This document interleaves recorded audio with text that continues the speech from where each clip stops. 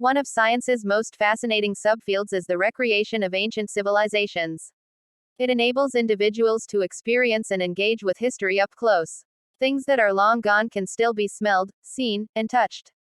However, some entertainments also dispel myths or solve contentious issues. Here are 5 of the most amazing recreations from recent history, ranging from tasting Neanderthal pancakes to fully comprehending a devastating sugar wave. 10. Hazardous water bottles. Not every recreation involves mindless experimentation.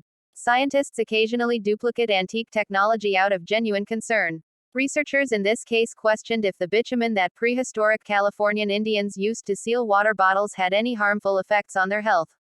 Polycyclic aromatic hydrocarbons (PAHs), a carcinogen that can also harm organs and hinder growth, are abundant in bitumen, a petroleum waste. The researchers used conventional techniques to produce 2 distinct kinds of water bottles throughout the test. Both were lined, one with hard bitumen, more frequently found in land deposits, and the other with soft bitumen, which washes ashore. Surprisingly, even after several weeks, the containers didn't leak harmful PAH levels into the water. However, the researchers found that the production of the bottles would have exposed the ancient artisans to dangerous airborne PAH concentrations. Additionally, fatty compounds in the bottles quickly developed PAH contamination. The overall health of the native Californian population deteriorated through time, according to ancient relics. They also utilized the sticky substance to manufacture smoke signals and fasten arrowheads to shafts, thus our experiment was the first to raise the possibility that bitumen may have pushed them off that precipice. Both of these would have increased their exposure to PAHs. Number 9. The Katabos drinking game. Drinking games predate the contemporary era. In fact, the Greeks of antiquity were becoming wasted while playing a game called Katabos. To win a prize, you had to use drinking cups to shoot the remaining drops of your wine at a target. But one professor at West Chester University of Pennsylvania felt that simply explaining a game that hasn't been played in 2,000 years wasn't sufficient. In order to revive Katabos, Heather Sharp determined that her pupils would partake in the festivities rather than the wealthy Greek elite. Sharp 3D printed several kylixes, which are common drinking vessels, filled them with grape juice, and enlisted a few volunteers. It looked that a forehand throw, like tossing a frisbee, was the best approach to strike the targets based on old works of art depicting Katabos. Strangely, though, it didn't turn out to be the case. Instead, Sharp's team found that an overhand toss, similar to pitching a baseball, produced the most hits. The ancient Greeks would have gotten more and more drunk, but the students weren't allowed to. They had to drink many kylixes in order to get multiple throws because they could only throw the wine that was still in their cups. Sharp believes that the throwing grew more erratic as their aim declined. Most likely, a game of Katabos finished with players covered in wine and the room in disarray. Number 8. Cleopatra's fragrances. Archaeologists created a scent that was probably used by Cleopatra after learning about an antique perfume factory in Egypt. The Egyptian aristocracy enjoyed a fragrance called Mendician perfume during her reign 51 to 30 BC. The factory was discovered in the city of Mendes, which is also where it was named for.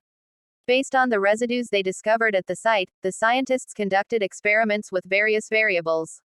They also had the overall recipe for the well-known fragrance, which was documented in both ancient Greek and Roman sources. Mendician perfume returned to the market in 2019. The list of components included date oil, pine resin, and cinnamon, to name a few. How did it smell, then? According to reports, the perfume smelled strongly peppery with hints of sweetness and mustiness. It also lasted a lot longer after application than contemporary scents. Although it is impossible to know for sure, considering the popularity of Mendician eau de toilette at the period and Cleopatra's love of fragrances, it is likely that she did. Number 7. The mind of the Tasmanian tiger. Tasmanian tigers, or thylacines, were extinct until 1936. We know very little about how these marsupial carnivores functioned since very little information about their natural behaviors was obtained throughout the species' existence.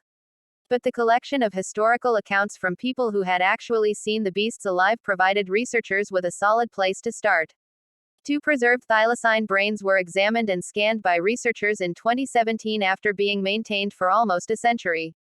They were able to build a digital, 3D brain with neural networks because to this. The Tasmanian tiger was portrayed as a cunning hunter who meticulously plotted out its killings in many anecdotal legends. If this were the case, their brains would exhibit some form of proof, which is exactly what researchers discovered. They discovered that the thylacine brain allotted greater space to these regions than Tasmanian devils, the current dominant apex predator on Tasmania, when they examined the caudate regions, which facilitate sophisticated thinking. This verified the notion that thylacines were shrewd, calculating creatures.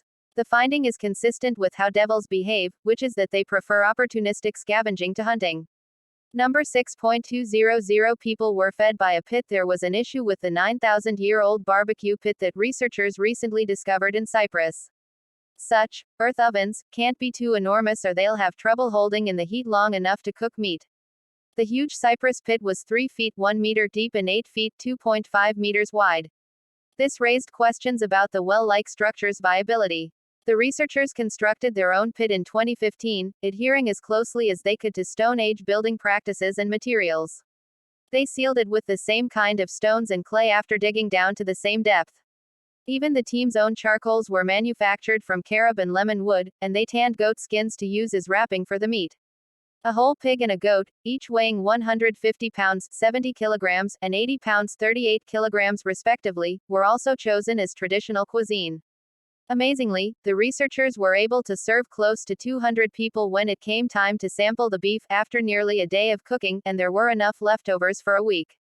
The meat had been flavor infused by the carob and lemon wood, so the pit not only worked exceptionally well, but it also generated food that was surprisingly delectable. Number 5. A surprisingly effective medieval remedies. Are you a person from the Middle Ages with a diseased eye? Watch the astounding outcomes as you apply some bald's eye salve to the troubled blinker. But in all seriousness, after reading the components today, one may understandably assume that the potion would only make matters worse. Why? It contained wine, an onion, a garlic clove, and cow bile. That didn't deter scientists, though.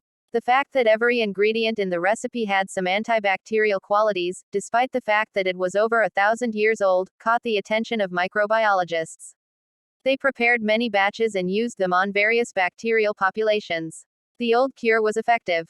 In fact, its ability to combat difficult bacterial strains was astounding. Some of the colonies possessed a biofilm-like barrier that made it difficult to eradicate them. They included a ultimate biofilm that makes treating diabetic foot ulcers nearly impossible and frequently results in amputation.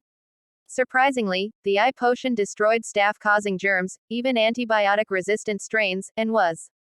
Number 4. Duels from the Bronze Age in a lab snippet. Markings on Bronze Age swords indicate skilled warfare in antiquity. A long-running argument in archaeology ultimately erupted in violence in 2020. Fortunately, this did not include an assault at work. Because bronze swords aren't the strongest of blades, participants consented to engage in dueling with them in order to answer the lingering mystery of whether or not they were ever utilized on ancient battlefields. Swords were crafted for the experiment using conventional methods from the Middle to Late Bronze Age. Before the marks on the blades were matched to those found on 110 old swords, they were delivered to weapon specialists to engage in actual combat. They were a good fit. It was clear from this that Bronze Age warriors did not carry these objects around for ceremonial purposes. Instead, during actual battles, these weapons were handled by expert swordsmen. Number 3. The nuttiness of Neanderthal pancakes. 70,000 years ago, Neanderthals prepared meals with pulses. For a very long time, Neanderthals were considered to be stupid. Today, however, we are aware that they had highly developed tools for domestic and hunting purposes.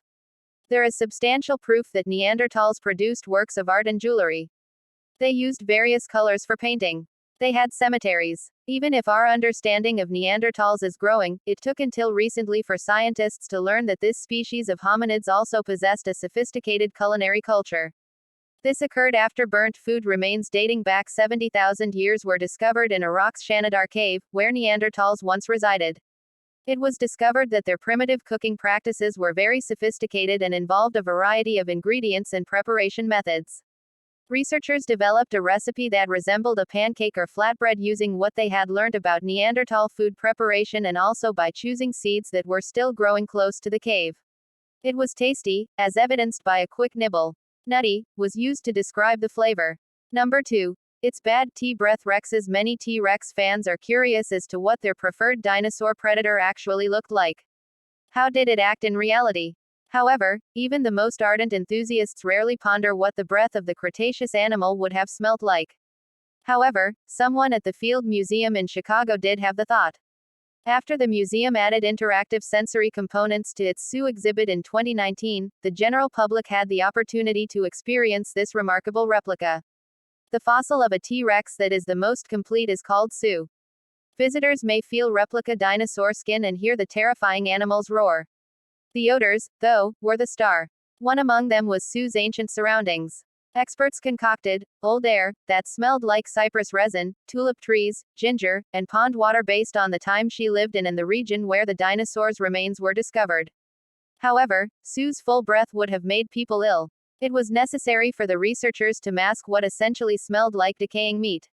Indeed, the shape of the T-teeth rexes suggested that after a meal, pieces of flesh would have become lodged in the dinosaur's teeth. The flesh would have putrefied in her mouth over time, fouling Sue's breath.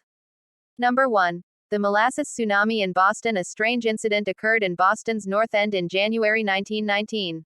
Molasses in the amount of 2.3 million gallons, 8.7 million liters, was spilled when a container burst. Buildings were severely damaged by the liquid, which slammed into the streets as a 25-foot, 7.6-meter wave traveling at 35 miles per hour, 56 kilometers per hour. Around 21 people who were swept away also perished. For a very long period, the tragedy left unanswered questions. Was it truly conceivable that molasses could travel at such a deadly rate, or had history been misreported? And why were there so many fatalities? Students from Harvard University reenacted the incident in 2016. They constructed a small model and decided on corn syrup as a viable substitute because it wasn't a good idea to rupture a molasses tank in a suburban area. Numerous answers and hints were revealed by the experiment. It demonstrated that warm corn syrup could quickly and easily fill the buildings. The sugary liquid immediately hardened in the cold. It was cooled that fateful day, presumably trapping the victims, leading to their death either from asphyxiation or rendering it too unsafe for others to try a rescue.